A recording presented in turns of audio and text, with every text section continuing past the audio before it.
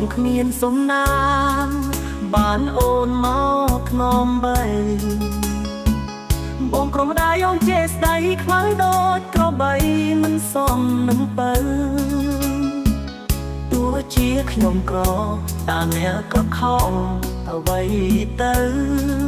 វាសនាចាមកដំរើឲ្យលងស្នេហ៍បើជាកូននាមមានបងជានាងក្រមិនអមិនសមនឹងស្រី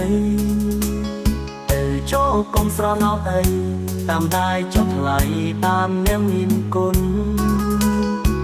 គ្មានអ្នកចង់រកបងមិនអរហងជាងនោះគ្មានបុណ្យទៅចុំទៅតាមម្ដាយអូនកុំបារម្ភមកស្ងួនបងមិនស្លាប់ទេ